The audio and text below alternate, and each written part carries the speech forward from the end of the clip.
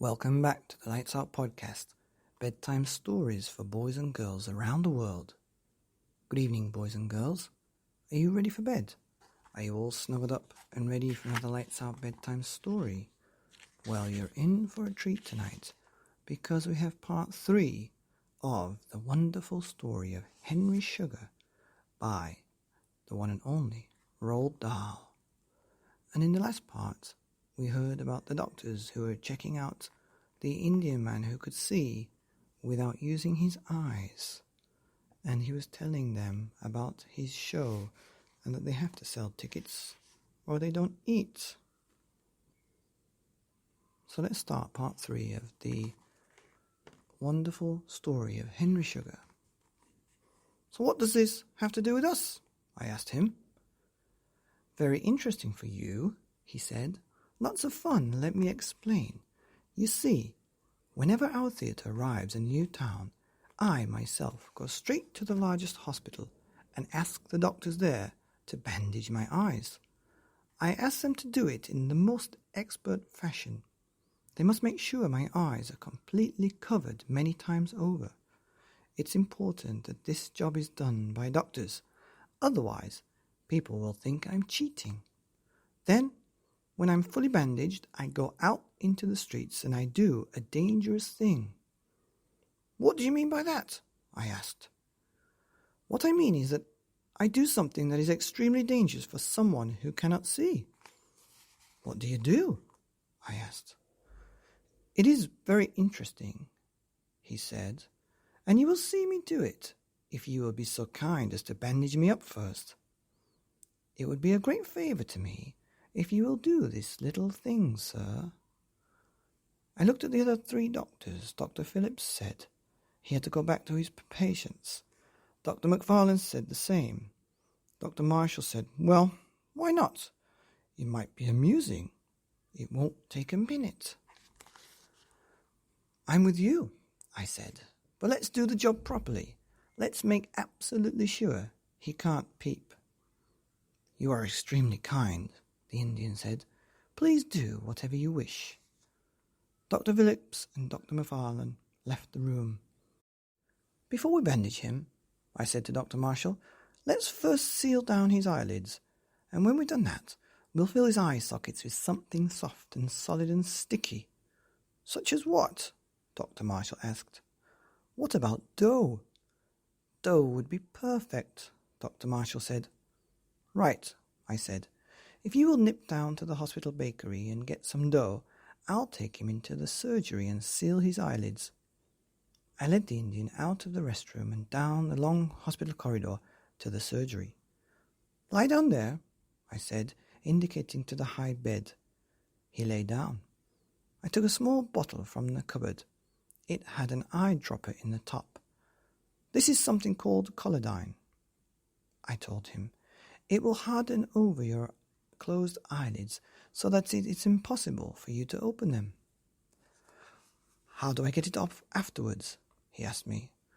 Alcohol will dissolve it quite easily, I said. It's perfectly harmless.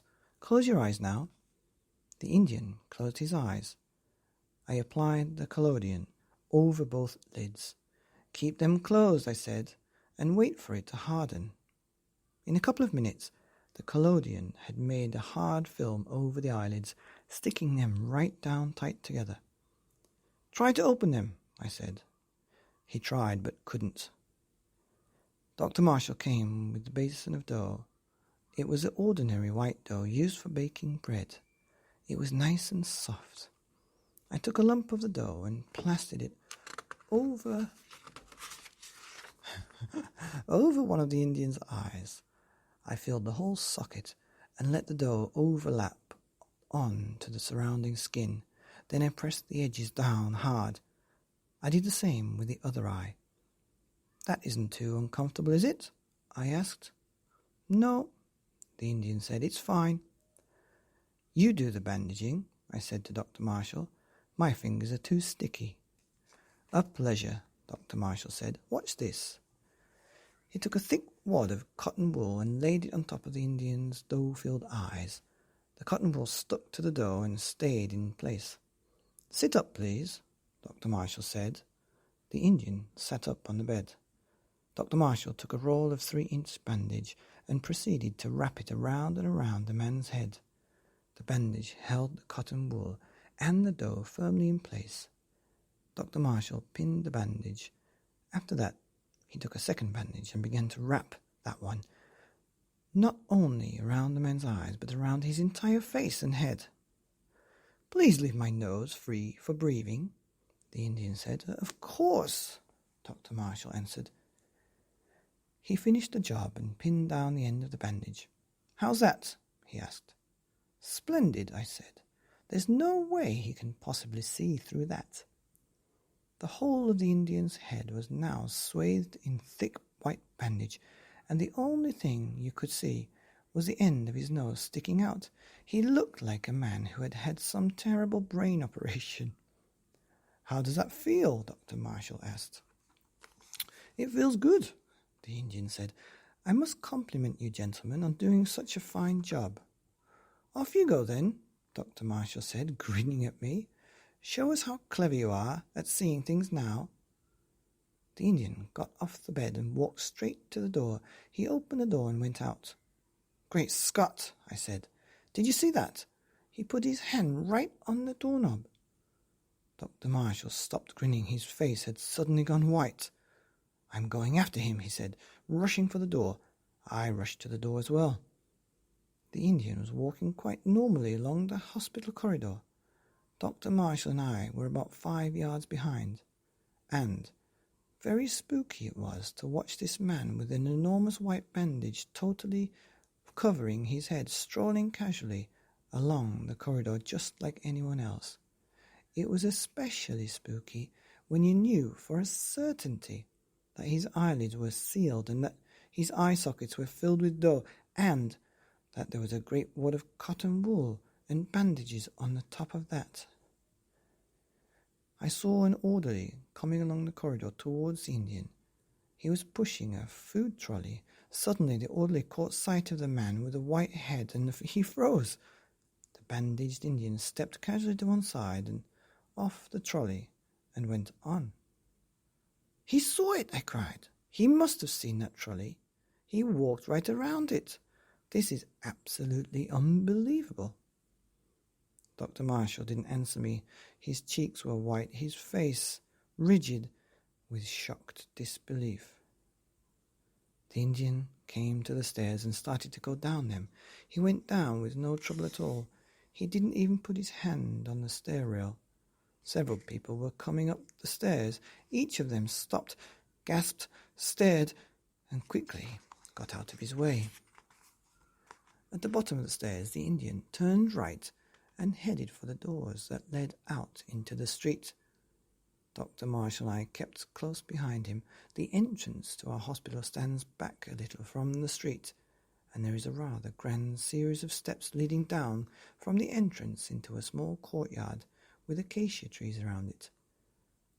Dr. Marshall and I came out into the blazing sunshine and stood at the top of the steps. Below us, in the courtyard, we saw a crowd of maybe 100 people. At least half a dozen of them were barefoot children, and as our white-headed Indian walked down the steps, they all cheered and shouted and surged towards him. He greeted them by holding hands above his head. Suddenly, I saw the bicycle. It was over to one side at the bottom of the steps, and a small boy was holding it. The bicycle itself was quite ordinary, but on the back of it, fixed somehow to the rear wheel frame, was a huge placard about 5 feet square. On the placard were written the following words: "Imran Khan, the man who sees without his eyes. Today, my eyes have been bandaged by hospital doctors. Appearing tonight and all this week at the Royal Palace Hall, Acacia Street at 7 p.m. Don't miss it. You will see miracles performed." And that's the end of part 3 of The Wonderful Story of Henry Sugar by Roald Dahl, here on the Lights Out podcast. Bedtime stories for boys and girls around the world. Good night.